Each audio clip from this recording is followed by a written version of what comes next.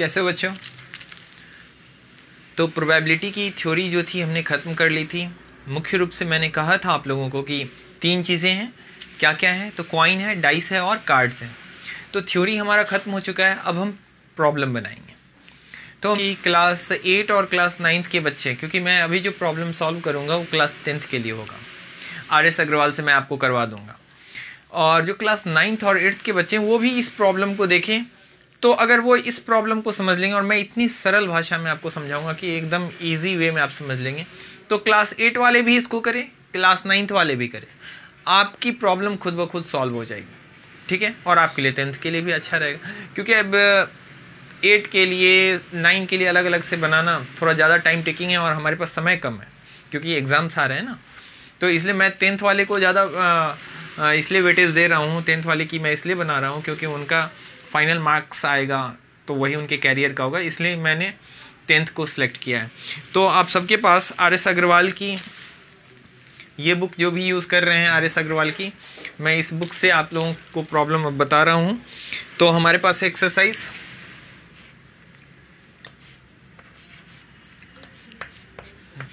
19A, ठीक है? तो 19A की प्रॉब्लम मैं करवा रहा हूँ। पहला प्रॉब्लम है बच्चों, आप लोग भी अपनी अपनी पुस्तक खोल लें। चलो, फर्स्ट प्रॉब्लम क्या कह रहा है? The probability of an impossible event. देखो, मैंने तुम्हें बताया था कि इवेंट कब इम्पॉसिबल हो जाता है, जब हमारे पास चीज़ें नहीं होती हैं तो हम उसको रिप्रेजेंट करते हैं 0 से। जैसे क्वेश्चन आ जाए कि what is the probability of getting a number when through a dice. और कैसा डाइस होगा? फेयर डाइस होगा। तुमने देखा होगा डाइस के क्वेश्चन में अक्सर ये फेयर वर्ड यूज़ करते हैं। फेयर का मतलब क्या? अनफेयर। इसका मतलब फेयर अगर यूज़ किया जा रहा है डैट मीन्स अनफेयर भी कुछ है। तो डाइस अनफेयर भी हो सकता है, लेकिन फेयर डाइस की बात कर रहा है, मतलब कि जिससे आप खेलते हैं छक्का गोटी। तो अगर फेयर डाइस को हम थ्रो करें और तुमसे पूछा जाए probability of getting a number more than 6, बताओ संभव है क्या? 6 से ज़्यादा नंबर आएंगे? नहीं आएंगे। उस कंडीशन में हमारी प्रोबेबिलिटी क्या हो जाती है? 0 हो जाती है। तो उसको हम बोलते हैं इम्पॉसिबल। कितना बार भी हम छक्का फेंक लें, अगर हमारे पास फेयर डाइस जो खेलने वाली डाइस है जिसमें 1 से 6 तक ही नंबर होते हैं, कभी भी 6 से ज़्यादा नहीं आएगा। हाँ, अब अनफेयर डाइस हो तो तुम अपने मन से कुछ भी लिख लो तो कुछ भी आ सकता है। तो प्रोबेबिलिटी जो इम्पॉसिबल इवेंट की होगी वो क्या होगी? 0। तो पहला ऑप्शन, क्वेश्चन नंबर फर्स्ट का पहला जो है हमारे पास कितना आ गया? 0। ठीक है। उसी तरीके से अगला क्वेश्चन पूछा है प्रोबेबिलिटी ऑफ श्योर इवेंट, क्या होगा बाबू? 1। याद रखना प्रोबेबिलिटी जो है वो लाई करती है किससे?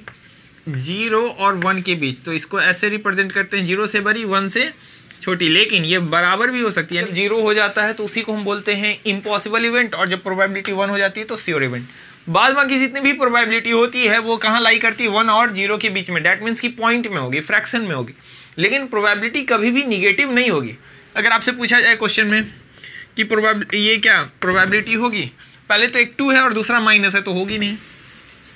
आपसे कहा जाए 1/2 होगी प्रोबेबिलिटी? नहीं। माइनस जैसे ही है, नहीं हो सकती ना, निगेटिव जाएगी नहीं, 0 से कम नहीं होती है, 0 के बराबर हो सकती है या 0 से बड़ी हो सकती है।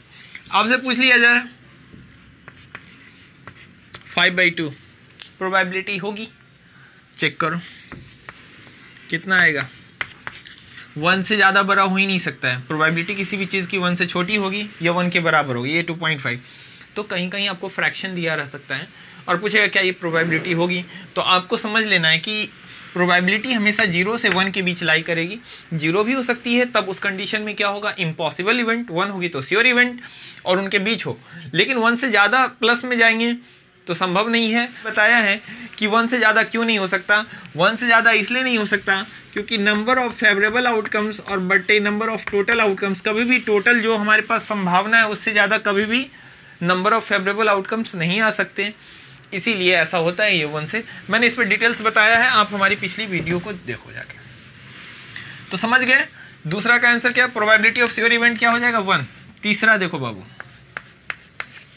तीसरा हमारे पास है फॉर एन इवेंट। कह रहा है कि एक इवेंट है प्रोबेबिलिटी P, और P ये मैंने आपको अभी पिछले बार बताया था, कॉम्प्लीमेंट्री P नॉट ई, इनका सम कितना होता है बाबू? 1 के बराबर होता है। कैसे होता है आपको पता है ना, मैंने बताया है कॉम्प्लीमेंट्री इवेंट्स के बारे में, मैंने आपको बताया था। जैसे देखो लो एग्जांपल, जैसे एक डाइस है, तो डाइस से क्या क्या आ सकता है बाबू? 6 अंक 1 2 3 4 5 6। तुमसे पूछा जाए कि 5 आने की संभावना या तुमसे 2 आने की संभावना, कोई भी संभावना पूछ ली जाए, मान लो 2 आने की संभावना पूछी गई, तो क्या होगी? तो एक बार डाइस थ्रो करेंगे तो 2 तो एक ही बार आ सकता है, लेकिन total number of sample space 6 है, तो 1/6। अब 2 ना आने की संभावना, तो 2 मत काउंट करो। अब देखो इसको, जैसे ये प्रोबेबिलिटी ये PE हो गई, 2 आने की संभावना, प्रोबेबिलिटी ऑफ गेटिंग 2 तो 1/6। या किसी भी नंबर की संभावना अगर सिंगल बात करोगे, सबकी प्रोबेबिलिटी अगर हम बात करें 4 आने की संभावना तो भी क्या होगी? 1/6। 5 आने की संभावना 1/6। चलो मैंने लिया है 2 आने की संभावना, तो क्या 1/6। अब 2 ना आने की संभावना, तो 2 ना आए तो कुछ भी आ जाए चलेगा, लेकिन 2 ना आए तो ऐसा कितना नंबर है? तो 1 2 3 4 5, 2 को छोड़ के तो 5, 5/6। तो ये हो गया प्रोबेबिलिटी नॉट ई, यानी कि जो यहाँ पे आना जो हम चाह रहे थे आए, वो अब यहाँ चाह रहे हैं कि वो ना आए, उसको छोड़ के कुछ भी आ जाए।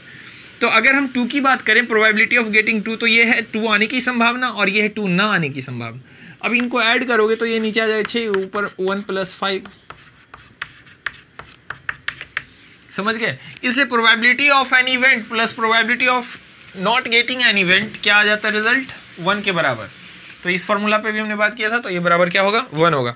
चलो जिनको और डिटेल्स देखना है, हमारी पिछली वाली वीडियो आप देखो। अगला क्वेश्चन है question number 4, the probability of an impossible but not a sure event lies between. आपसे पूछ रहा है कि प्रोबेबिलिटी आप क्या बताइए? तो प्रोबेबिलिटी ऑफ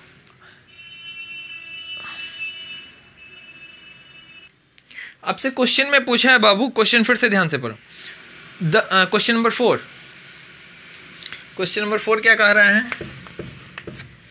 क्वेश्चन नंबर 4 आपसे कह रहा है प्रोबेबिलिटी ऑफ अ पॉसिबल, कैसा इवेंट होगा? पॉसिबल होगा, ठीक है, but not a sure event lies between.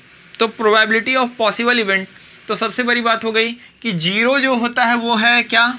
Impossible event. और तुमसे बोल रहा है पॉसिबल इवेंट की बात, मतलब 0 से बड़ा होगा। और तुमसे कह रहा है कि not a sure event, not a sure, sure होता है 1, यानी कि इम्पॉसिबल 0 और श्योर 1। तुमसे कह रहा है कि पॉसिबल इवेंट ना, आप ये बताइए कि जो इवेंट ना हो सके, और ना ऐसा बताइए जो श्योर है। तो कहाँ लाई करेगा? इसके बीच में लाई करेगा ना। यहाँ जितनी भी जगह है, यानी यहाँ क्या हो सकता है बताओ? 1/2 हाफ हो सकता है। हाफ को क्या लिखते हैं? 0.5। यहाँ क्या हो सकता है? 0.1 हो सकता है, 0.2, बहुत सारे नंबर हो सकते हैं, बहुत सारे नंबर हो सकते हैं। तुमने पढ़ा होगा रेशनल नंबर में 2 नंबर्स के बीच काफ़ी संख्याएं हो सकती हैं, हम पॉइंट में बहुत सारा निकाल सकते हैं। तो चलो, तो तुमसे यहाँ पूछ रहा है कि बताइए कहाँ से कहाँ लाइज बिटवीन, तो क्या हो जाएगा? 0 and 1। समझ गए? तो इसका आंसर क्या आ जाएगा? फिल इन द ब्लैंक्स में लाइज बिटवीन 0 and 1। समझ गए? चलो ये समझ गए, तो आगे हम बढ़ते हैं। अगला है 5 नंबर, कह रहा है the sum of the probability of all the outcomes of a experiment is. जो भी तुमने एक्सपेरिमेंट किए उन सब का मिला के टोटल प्रोबेबिलिटी कितनी आएगी? तो हमेशा टोटल प्रोबेबिलिटी क्या आएगी? 1 आएगी। समझ गए? तो 5वां का क्या हो जाएगा बाबू? तो 5th नंबर जो आपसे पूछ रहा है कि sum of the probability of all outcomes, जितना भी आउटकम्स आया उन सब की प्रोबेबिलिटी अगर आप जोड़ेंगे तो कितना होगा? तो 1 आएगा। जैसे समझो एक एग्जाम्पल से, इसका मतलब ये, मान लो एक कॉइन हमने टॉस की, तो जब हमने कॉइन टॉस की तो हो सकता है कि एक बार क्या है हेड और एक बार क्या है टेल। तो हेड आने की संभावना क्या हो गई? एक ही कॉइन है बाबू, एक बार मान लो टॉस किया हेड आया, तो एक कॉइन में टोटल संभावना 2 होती है, हेड आने की संभावना 1, दूसरी क्या है? टेल आने की संभावना। अगर इन दोनों संभावना को जोड़ेंगे तो बताओ कितना आएगा? एलसीएम सेम 1 + 1 बराबर कितना? 2/2 बराबर कितनी आ जाएगी बाबू? ये कट जाएगा और वैल्यू क्या दे देगा? 1। यानी किसी भी चीज़ की जब तुम प्रोबेबिलिटी निकाल रहे हो तो उसमें प्रत्येक टर्म की टोटल जो संभावना है उन सबको अगर हम ऐड करेंगे तो वैल्यू क्या आ जाएगा? 1। देखो मैं तुम्हें ये चीज़ डाइस के केस में भी दिखाता हूँ। देखो मुझे एक बात बताओ, डाइस में नंबर्स 1 2 3 4 5 6 6 नंबर, बताओ 1 आने की संभावना, तो 1 आने की संभावना 1 बटे क्या? टोटल 6, प्लस करते चलो 2 आने की संभावना, तो 2 भी एक ही बार, अगर डाइस हम थ्रो करेंगे तो 2 कितने बार आ सकता है? एक बार। और टोटल संभावना है 6। 3 आने की संभावना भी क्या हो जाएगी? 1/6 प्लस 4 आने की संभावना 1/6 प्लस 5 आने की संभावना 1/6 प्लस 6 आने की संभावना 1/6। मैंने तुमसे कहा था कि कुछ बच्चे ऐसा समझ लेते हैं कि सर 4 आने की संभावना मतलब 4/6। क्या नहीं बच्चों, 4 आने की संभावना मतलब 4 आएगा एक बार ना, हम वो टर्म काउंट करेंगे कि वो कितने बार आएगा। तो यहाँ पे देखो, अगर एक बार डाइस थ्रो करोगे, या अगर 1 आता है तो वो एक ही बार आएगा, या 2 आ सकता है, या 3 आ सकता है, या 4 आ सकता है, या 5 आ सकता है, या 6 आ सकता है। तो सबकी संभावना 6 संभावना से एक ही संभावना होगी, यानी नंबर तो 6 है, लेकिन डाइस तुम फेंकोगे तो उन 6 में से कोई भी एक आ सकता है, और ये हमें पता नहीं है कि कौन आएगा। तभी तो इसको हम रैंडम एक्सपेरिमेंट में लेते हैं, श्योर एक्सपेरिमेंट नहीं है। उसी डाइस से वही व्यक्ति, सेम ही व्यक्ति एक बार डाइस फेंके तो 5 आएगा, और वही व्यक्ति अगर फिर से वही डाइस फेंके तो क्या आ जाएगा? तो फिर वही आ जाएगा 2, फिर वही आ जाएगा 5, फिर वही आ जाएगा 6, फिर वही आ जाएगा 4। लेकिन ऐसा हमने बताया था तुम्हें कि एक्सपेरिमेंट के 2 टाइप्स हमने बताया था ना तुम्हें, क्या? डिटर्मिनिस्टिक एक्सपेरिमेंट और एक रैंडम एक्सपेरिमेंट। डिटर्मिनिस्टिक वाले में क्या होता है, तो वो साइंटिफिक है, यानी साइंस पे बेस्ड है, और वहाँ पे क्या जो भी रिजल्ट होंगे वो बार बार सेम आएंगे। जैसे हाइड्रोजन और ऑक्सीजन को मिलाएंगे तो 2 atoms of hydrogen and 1 atoms of oxygen makes a water, H2O, तो वो हमेशा वाटर ही बनेगा। समझ गए बातों को? कार्बोहाइड्रेट बनाना है तो C6H12O6, तो ऐसे करके, और भी सल्फ्यूरिक एसिड बनाना है तो H2SO4। तो तुम्हें अगर कुछ भी बनाना है तो वहाँ एक फिक्स रेशियो अगर कोई भी मिलाता है तो वही आएगा। लेकिन यहाँ पे अगर सेम व्यक्ति भी बार बार डाइस फेंके तो अलग अलग रिजल्ट आते हैं। समझ गए? तो इसलिए इसको रैंडम एक्सपेरिमेंट बोलते हैं। अब चलो इस सबको जोड़ते हैं। तो देखो, पहले देखो डिनोमिनेटर सबके 6 हैं, एलसीएम क्या आ जाएगा? 6। अब तुम्हें पता है यहाँ पे क्या है, ऊपर में 1 plus 1 plus 1 plus 1 plus 1 plus 1, 1 2 3 4 5 6, 6 ये सब जुड़ जाएगा। बताओ 1 ऊपर में 6 टाइम्स आ गया, 6/6, कट के रिजल्ट क्या दे देगा? 1। यानी कि अगर किसी भी चीज़ की संभावना, टोटल संभावनाओं को तुम जोड़ दोगे तो वैल्यू क्या आ जाएगी? 1 आ जाएगी। आई होप कि तुम समझ गए होगे कि ये क्वेश्चन क्या पूछ रहा है। चलो बच्चों, तो क्वेश्चन नंबर 1 के ये 5 ऑब्जेक्टिव्स जो थे वो हमारे कंप्लीट हो गए। अब हम क्वेश्चन नंबर 2 की बात करेंगे। क्वेश्चन नंबर 2 क्या कह रहा है? क्वेश्चन नंबर 2 कह रहा है कि a coin is tossed once, एक कॉइन को एक बार उछाला गया। अब आपसे पूछ रहा है कि what is the probability of getting a tail, tail आने की संभावना क्या है? ये यही पूछ सकता था what is the probability of getting a head. तो आपसे यहाँ पे क्वेश्चन पूछ रहा है टेल आने की संभावना, तो मैं इसको इरेज कर रहा हूँ। एक कॉइन को टॉस किया गया है और टॉस करने के बाद पूछा जा रहा है टेल आने की संभावना। मुझे बताओ बाबू, एक कॉइन को टॉस करते हैं तो टोटल नंबर ऑफ आउटकम्स कितने होंगे? तो 2। तो टोटल नंबर ऑफ, तो यहाँ पे तुमसे probability of getting a tail, तो बताओ एक बार जब हम कॉइन फेंके तो या तो हेड आ सकता है या टेल आ सकता है। तो टोटल संभावना को नीचे 2 और टेल आने की संभावना 1, तो क्या आ जाएगा रिजल्ट? 1/2। यही हो जाएगी probability of getting a tail when tossed a coin. एक कॉइन को जब फेंकोगे तो टेल आने की संभावना ये होगी। अगर तुमसे पूछता कि probability of getting a head जब एक कॉइन को टॉस करते हैं तो भी रिजल्ट क्या आता? यही आता। चलो उतारो इसको। देखो यहाँ पे तुम लैंग्वेज भी लिख सकते हो, मैंने लैंग्वेज नहीं बताया, मैंने फाइनल सीधे बता दिया कि तुम्हारा ये होगा। इसके ऊपर जो लैंग्वेज वाली चीज़ें हैं वो तुम कर सकते हो, वो ईजी होती हैं। समझ गए? तुम लिखोगे, क्या लिखोगे? देखो बच्चों, अगर तुम्हें नहीं, जिन्हें लैंग्वेज लिखने आ रहा है तो वो देख लो, लैंग्वेज तुम इसी तरीके से लिखोगे। क्या लिखोगे? When a coin is tossed all possible outcomes are head and tail. जब एक कॉइन टॉस करेंगे तो पॉसिबल, एक ही कॉइन टॉस कर रहे हैं तो पॉसिबल आउटकम्स या तो हेड आ सकता है या टेल, वो लिख दिया। फिर हम लिखेंगे total number of possible outcomes.